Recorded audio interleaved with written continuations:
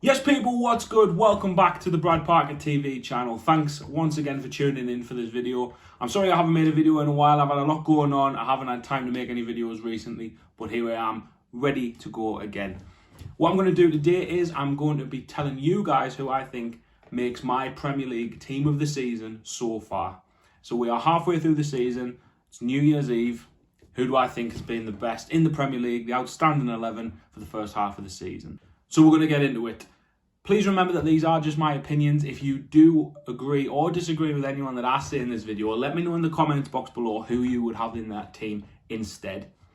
And we are going to start at the back, the goalkeeper. Number one, who makes my team of the season so far? So I'm going to go with a bit of an outsider for this one. Not a lot of people are talking about this player as being the goalkeeper of the season, but I think they are so far. Reason being, if this person hadn't performed the way that they had, their team would be in a lot worse of a position than they already are. And I am talking about David De Gea at Manchester United. David De Gea is not a player that I rate very highly. I think he's been overhyped for his entire career. I really don't think he's that good. However, this season, I do think that if he hadn't played the way that he has been and pulling Manchester United out of the shit a lot of this season so far, that Manchester United would be in a lot worse of a position than 6th in the table at New Year.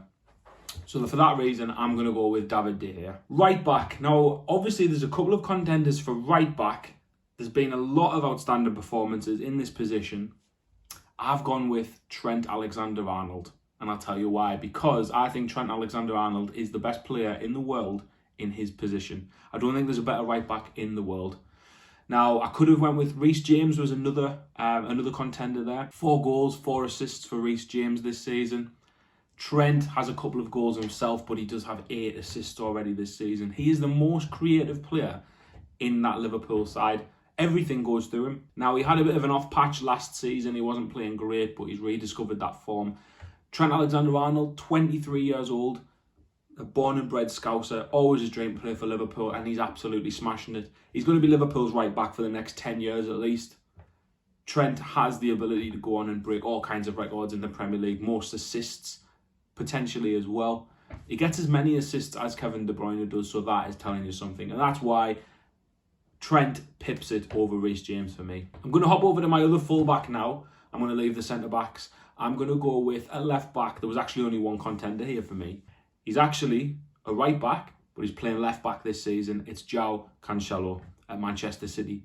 He is, this season in particular, I've never seen anything like it. He's the best ball-playing fullback I've ever seen. Like, he is so calm on the ball. He could easily slot into midfield, no problem, and he would still play it as well as he does. He's also not normally a left back. Like I've just said, he's normally a right back, but he's filling in that left-hand side because they've got Kyle Walker at right back at Manchester City, and he just fits into Pep Guardiola's system so perfectly, and that's why I've got João Cancelo at left back. My centre-halves, the first centre-half that I've got in here is a player that a couple of seasons ago the club probably were looking to sell, but since the new manager come in, he is playing absolutely phenomenal football and he is absolutely solid at the back. I'm going with Antonio Rudiger at Chelsea. Thomas Tuchel has transformed Antonio Rudiger into one of the best centre-halves in the Premier League. It was probably slightly before Tuchel came in where Rudiger started playing well, but since Tuchel came into Chelsea, that's when his performances kind of went up to the next level. He's absolutely solid at the back. Chelsea don't concede many goals. I know they're going through a bit of a bad patch at the minute, but that for me is why Antonio Rudiger makes my 11. My other centre-back, I'm going to go with Virgil van Dijk for this one. Probably a couple of contenders here, maybe Ruben Diaz. He's not playing as well as he did last season. However, that's probably because Manchester City don't really concede many attacks, do they? So he doesn't really have a chance to be good. I've gone with Virgil van Dijk because last season we know Liverpool struggled a lot at the beginning of the season. Since Van Dijk has come back into that side, we all know that he's the best centre-back in the world. Since he's come back into that side, he's just elevated them again. And there's just nobody that compares to Van Dijk right now. And that's why he makes this squad. Midfield, I'm going for a 4-3-3 formation, so I'm going to do 3 central midfielders. I've gone with, the first one is a player that I think this season is having the season of his life, but I think he's got potential to be even better. I'm going with Declan Rice at West Ham. I think in the summer, Declan Rice is on for a big money move. I think he'll move to the likes of Manchester United or Chelsea or even Manchester City. I think any of those clubs would benefit from having Declan Rice in their squad. I think he's just playing some phenomenal football. West Ham captain at 22, 23 years old, whatever he is. Just absolutely solid. Perfect replacement for Mark Noble at the club as well. Declan Rice makes my squad. His partner in midfield, I'm going to go with a player that, again, before this season, I actually didn't realise how good this player was until this season. And it's a Manchester City player. I'm going to put Rodri in there. Now, I'm going to go with Rodri because Manchester City have needed a replacement for Fernandinho for some time, because we knew that Fernandinho was getting to the end of his career. And he was a phenomenal player for Manchester City. But since Rodri has took that role this season, he has been absolutely class. Like, he's been so good for Manchester City. He has controlled the midfield. He doesn't really let a lot past him. He's a perfect replacement for Fernandinho. A couple of seasons ago, we didn't really see it from him when they signed him. But this season, he's really started to play well. And that's why Rodri is going to play alongside Declan Rice in my starting 11. My attacking midfielder that I'm going to go for is Bernardo Silva. I'm going to go for Bernardo Silva because he is a phenomenal player. Now, he does play on the wing sometimes for Manchester City, but I see him more as an attacking midfielder. He is excellent. Like, he's so skillful. He's got such a low centre of gravity. He just drifts past players with the ball, and he can finish from long range and short range as well. I just think this season he's just really elevated his performances. I think, if I'm honest, I think he's more important to Manchester City than Kevin De Bruyne is, but that one's up for debate. And that's why Bernardo Silva makes my squad. Nearly there. So my front three, I'm going to give you the obvious one first. My right winger, there was only one option here. Mohamed Salah is having the season of his life. He is the best player on the planet right now. Nobody can touch him.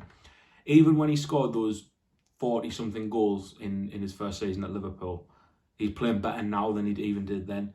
He's just unbelievable. He's just an unbelievable player. He's going to win PFA Player of the Year. Most goals, most assists in the Premier League. Nobody can touch him.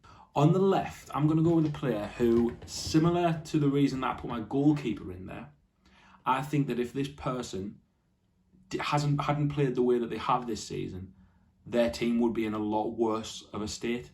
And I'm talking about Tottenham Hotspur, and I'm talking about Heung-min Son. He is we all know that he's one of the best wingers in the Premier League anyway, but this season in particular, what's he got, about eight goals, 9 goals, something like that for Tottenham? He's their most important player. He's more important than Harry Kane is. Harry Kane's got 2 or 3 goals this season. So if Heung-min Son hadn't been firing this season, Tottenham would be in a lot worse of state than they are right now. I'm really surprised that none of the big clubs, none of the big European clubs snatch Son up in the summer. I don't understand it. He's just absolutely phenomenal. He'd be excellent for Manchester United. He'd be excellent for, Barcelona, Real Madrid, PSG, anybody really. He could easily fit into anybody's side. And that's the reason I'm going to put him in there, because if he hadn't played the way he had, Tottenham would be further down the table. And finally, that brings me on to my striker. Now, there was a couple of options here. Harry Kane, Romelu Lukaku. Only joking. I'm going to go with Diogo Jota at Liverpool. I think Jota is a fantastic player. When he was at Wolves, and even when Liverpool signed him, I didn't give him the credit that he deserved. I really didn't think he was that good. I thought Liverpool overpaid for him. He is an excellent striker. Like, I didn't see anybody coming into that side and pushing Firmino out of it. But Jota has done that. What's he got, about 10 goals so far this season? Playing alongside Salah and Mane. Salah, Mane, Firmino, one of the best front threes the Premier League's ever seen. Jota's come in and has actually pushed Firmino out of that front three. He's been in excellent form this season. For me, the only other contenders there, Mikel Antonio. I mean, he had a great start of the season, but has he really continued that into the second quarter of the season? Not really. I can't really think of anyone else who would be challenging up there. So for me, that's why Diogo Jota makes this side. And that's it. That's my starting 11 for the best Premier League 11 so far, halfway through the season. Please let me know if you disagree with anyone who's in the side. If you do disagree, let me know in the comments below who it is that you would take out and replace them with instead. As always, guys, please make sure you give this video a thumbs up and also if you can like and subscribe to the channel to get more content from me in the future. I hope everybody's had a nice Christmas and also all the best for 2022. See you next time.